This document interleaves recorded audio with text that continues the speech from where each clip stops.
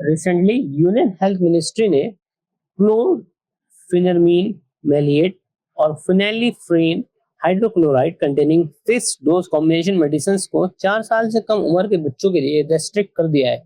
Manufacturers को अब इन medicine के लेबल, पैकेज इंसर्ट और प्रमोशनल मटेरियल पर वार्निंग मेंशन करनी होगी। Fixed dose combination shall not be used in children below 4 years of age। ये डिसीजन इंडिया में drug regulation, rational use of medicine और पब्लिक हेल्थ सेफ्टी के perspective से important है। इस डेवलपमेंट को समझने के लिए पहले फिक्स डोज कॉम्बिनेशन यानी एफडीसी को समझना जरूरी है। फिक्स डोज कॉम्बिनेशन का मतलब होता है जब 2 या 2 से ज्यादा एक्टिव फार्मास्यूटिकल इंग्रेडिएंट्स को एक ही मेडिसिन फॉर्मुलेशन में कंबाइन किया जाता है। एफडीसी मेडिसिन का कंसेप्ट अपने आप में गलत नहीं है। कई केसेस में कॉम्बिनेशन मेडिसिन यूजफुल होती हैं क्योंकि ट्रीटमेंट कन्वीनियंट हो जाता है, पेशेंट कॉम्प्लायंस इंप्रूव होता है और कुछ डिजीजेस में कंबाइंड थेरेपी का साइंटिफिक बेनिफिट होता है। लेकिन कंसर्न तब क्रिएट होता है जब किसी कॉम्बिनेशन का बेनिफिट क्लियर ना हो या पेशेंट को अननेसेसरी ड्रग्स के एक्सपोजर का रिस्क बढ़ जाए। इसी वजह से ड्रग रेगुलेटर्स एफडीसी मेडिसिन को सेफ्टी और इफेक्टिवनेस की बेसिस पर इवैल्यूएट करते हैं। क्लोरफेनरमीन मैलिएट और फिनाइल्फ्रेन हाइड्रोक्लोराइड भी एक ऐसा कॉम्बिनेशन है जो कोल्ड और एलर्जी मेडिसिन में कॉमनली यूज होता है। क्लोरफेनरमीन मैलिएट एक एंटीहिस्टामाइन है। ये हिस्टामाइन नाम के केमिकल के इफेक्ट को ब्लॉक करता है जो एलर्जी सिम्टम्स जैसे स्नेजिंग, रनी नोज, वाटरी आइज के लिए रिस्पॉन्सिबल होता है। दूसरी मेडिसिन फिनाइल्फ्रेन हाइड्रोक्लोराइड एक डिकंजेस्टेंट है। इसका यूज मेनली नेसल कंजेशन या ब्लॉक नोज को रिलीव करने के लिए किया जाता है। गवर्नमेंट का कंसर्न इस कॉम्बिनेशन के यूज को लेकर स्पेसिफिकली 4 साल से कम बच्चों में है। यंग चिल्ड्रन में मेडिसिन का इफेक्ट एडल्ट से अलग हो सकता है क्योंकि उनका बॉडी सिस्टम और ड्रग मेटाबॉलिज्म अभी फुली मैच्योर नहीं होता। इसलिए कुछ मेडिसिन जो एडल्ट्स में टॉलरेट हो सकती हैं, वो छोटे बच्चों में एडवर्स इफेक्ट्स का रिस्क क्रिएट कर सकती हैं।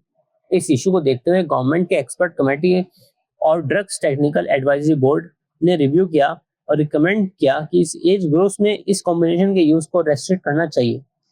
इसी रिकमेंडेशन के बेसिस पर गवर्नमेंट ने मैन्युफैक्चर, सेल और डिस्ट्रीब्यूशन पर वार्निंग रिक्वायरमेंट लगाई। यह डिसीजन एक ब्रॉडर डिस्कशन का भी पार्ट है जो इंडिया में चाइल्ड मेडिसिन सेफ्टी को लेकर चल रहा है। रिसेंट ईयर्स में कफ सिरप्स और पेडियाट्रिक मेडिसिन की क्वालिटी को लेकर कंसर्न सामने आए हैं। कंटामिनेटेड कफ सिरप्स केसेस ने medicine manufacturing standards, quality testing और रेगुलेटरी मॉनिटरिंग पर अटेंशन इंक्रीज किया है। ऐसे केसेस में एक मेजर कंसर्न होता है डाइइथाइलिन ग्लाइकोल कंटामिनेशन। डीजी एक टॉक्सिक केमिकल है जो किडनी फेलियर जैसे सीरियस हेल्थ प्रॉब्लम कॉज कर सकता है। इसलिए मेडिसिन सेफ्टी का मतलब सिर्फ ये नहीं है कि ड्रग का फॉर्मूला सेफ है, बल्कि ये भी इंश्योर करना होता है कि medicine high quality manufacturing standards के अकॉर्डिंग बनी हो। इंडिया में मेडिसिन को रेगुलेट करने का प्राइमरी लीगल फ्रेमवर्क है ड्रग्स एंड कॉस्मेटिक्स एक्ट 1940 और ड्रग्स एंड कॉस्मेटिक रूल्स 1945। ये फ्रेमवर्क्स ड्रग्स के manufacture, import, quality standards, sale और डिस्ट्रीब्यूशन को रेगुलेट करता है। इसके अंडर गवर्नमेंट को पब्लिक हेल्थ के इंटरेस्ट में सर्टेन मेडिसिन को रेस्ट्रिक्ट या प्रोहिबिट करने की पावर दी गई है। ड्रग रेगुलेशन में कुछ इंस्टीट्यूशंस का रोल बहुत इंपॉर्टेंट है। Central drugs standard control organisation India की सेंट्रल ड्रग रेगुलेटरी अथॉरिटी है। ये new drug approvals, clinical trial regulation, imported drug के रेगुलेशन और ड्रग सेफ्टी मॉनिटरिंग में इंपॉर्टेंट रोल प्ले करता है।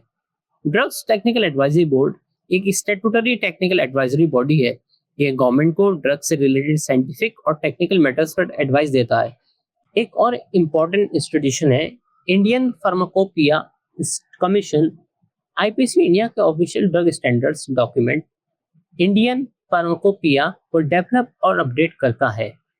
इसका ऑब्जेक्टिव मेडिसिन की क्वालिटी स्टैंडर्ड्स को मेंटेन करना है। मेडिसिन मार्केट में आने के बाद भी मॉनिटरिंग जरूरी होती है। इसके लिए इंडिया में फार्माकोविजिलेंस प्रोग्राम ऑफ इंडिया का रोल इंपॉर्टेंट है जो एडवर्स ड्रग रिएक्शंस को मॉनिटर करता है और मेडिसिन सेफ्टी सिग्नल्स आइडेंटिफाई करता है।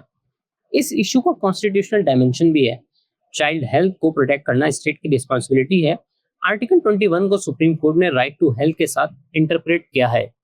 आर्टिकल 39 क्लॉज एफ स्टेट को डायरेक्शन देता है कि चिल्ड्रन को हेल्दी डेवलपमेंट के अपॉर्चुनिटीज मिलनी चाहिए और उनका प्रोटेक्शन किया जाना चाहिए। वहीं आर्टिकल 47 पब्लिक हेल्थ और न्यूट्रिशन स्टैंडर्ड्स इंप्रूव करने की रिस्पॉन्सिबिलिटी स्टेट पर रखता है।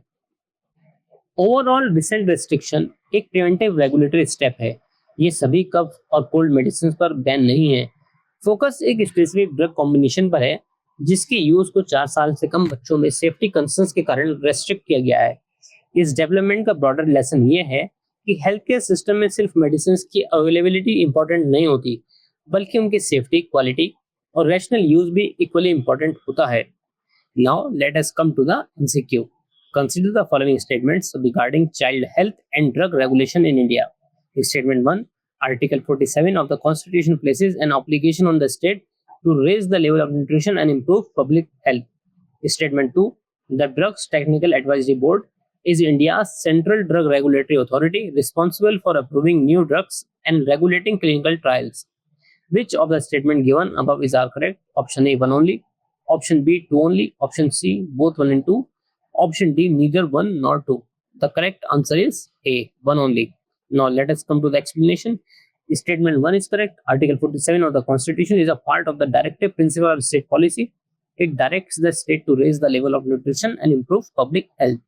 Statement 2 is incorrect. The Drugs Technical Advisory Board is a statutory technical advisory board that advises the government on drug related matters.